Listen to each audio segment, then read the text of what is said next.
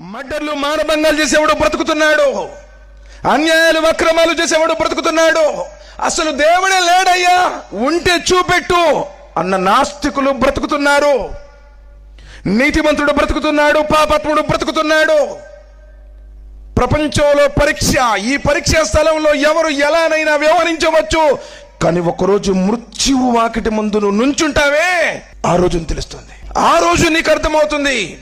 ఒక కీలు మరో కీలుతో కట్టివేసినప్పుడు ఆ క్షణం నీకు అర్థమవుతుంది. మృత్యుదూతను నువ్వు నీ కళ్ళతో చూస్తావు అన్నారు నబీ సల్లల్లాహు అలైహి వసల్లం.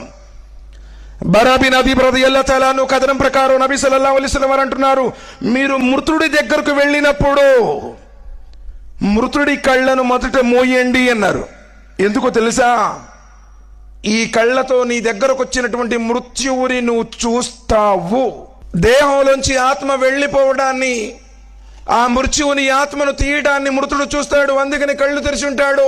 కళ్ళు మోయండి అన్నారు నబీ సల్లల్లాహు అలైహి వసల్లం. అందుకే అప్పుడు నీకు అర్థమవుతుంది, ఇలా రబ్బిక యౌమైదినిల్ మసాక్, ఇక నాపై నువ్వు నన్ను సృష్టించినటువంటి నా స్వామి వద్దకే.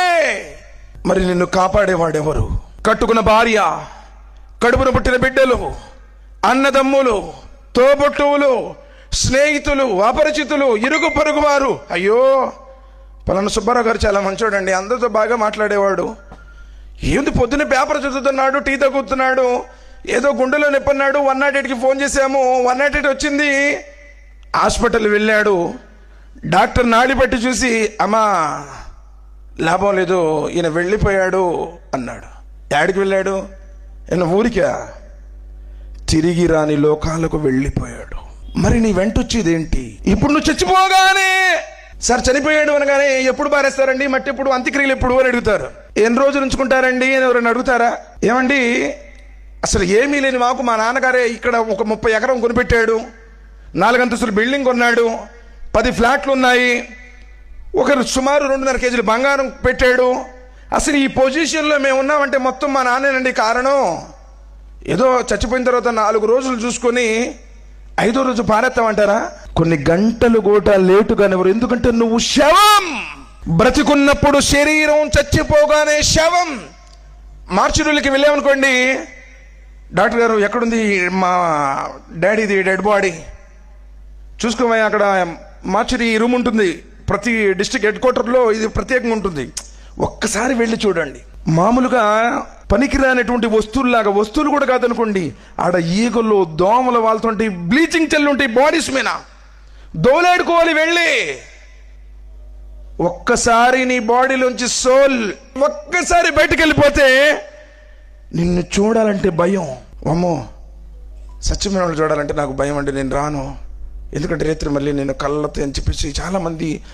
అప్పుడు దాకా నీ మీద భుజాల మీద చేతులు వేసుకుని తిరిగిన వాడు, నీతో సంసారం చేసినటువంటి భార్య, నీ గుండెల మీద ఆడుకున్నటువంటి నీ పిల్లలు, నువ్వు చచ్చిపోతే భయం, చచ్చిపోతే భయం. తీసుకెళ్ళండి అమ్మా, ఏడిస్తే మటుకి తిరిగి వస్తాడా? పిల్లలు కూడా భయపడతారు, తలనొప్పి వస్తుంది, నీ ఆరోగ్యం చెడిపోతుంది, దూరం నుంచి వచ్చిన వాళ్ళు ఉన్నారు, కానివ్వండి, సాగనియండి, పంపించేసేయండి, జరగాల్సినటువంటి కార్యాలు జరగనియండి. ఎప్పుడన్నా ఇప్పుడు లేట్ అయిందనుకోండి, ఇంట్లో నుంచి వైఫ్ ఫోన్ చేస్తుంది, సరే ఎక్కడున్నారండి, భోజనం చేశారా, ఎంత లేట్ అవుతుంది? పిల్లలు కూడా, డాడీ ఏం తెస్తావు? బ్రతికున్నప్పుడు నువ్వు రావటం లేట్ అయితే ఎదురు చూసినటువంటి నీ కుటుంబ సభ్యులు, కడుపును పుట్టిన పిల్లలు, కట్టుకున్న భార్య, అన్నదమ్ములు అందరూ ఎప్పుడొస్తాడా అని ఎదురు చూస్తారు. అదే నువ్వు పోయిన తర్వాత నిన్నెప్పుడు పారేద్దామా అని ఎదురు చూస్తారు, అంతే. దీనికోసమా అన్యాయాలు చేసింది, అక్రమాలు చేసింది, అప్పులు ఎగ్గొట్టింది, ఆడిన మాటలు తప్పింది, గట్టులు జరిపి, కొట్టులు జరిపి, ఎదుటివాడి సొమ్మును కాజేసింది, ఏం తీసుకుని వెళ్తావయ్యా? నువ్వు పోయిన తర్వాత దుర్మార్గుడు పోయాడ్రా, ఊరికి శని విడిపోయింది అని అనిపించుకున్నావంటే నువ్వు 100 ఏళ్ళు బ్రతికినా నీ జీవితం వ్యర్థం. 4 రోజులు బ్రతికినారే, మంచోడు సార్, చాలా మంచోడు, ఒకళ్ళది కాజేయడు, ఒకళ్ళది కావాలనుకోడు, ఏదో చేతనైతే సహాయం చేస్తాడు, లేదా మౌనం వహిస్తాడు. ఇది కావాలన్నారు నబీ సల్లల్లాహు అలైహి వసల్లం.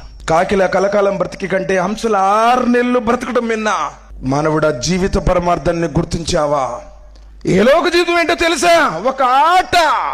సూరతుల్ హదీద్ సూర నంబర్ 57 ఆయత నంబర్ 20. నేను నా సొంత మాటలు చెప్పడంలా, నా మాటని ఇప్పుడు మీరు తిరస్కరించారనుకోండి, దేవుని యొక్క ఆదేశం, అల్లా యొక్క గ్రంథం ఖురాన్ని ధిక్కరించినట్టు. మానవుల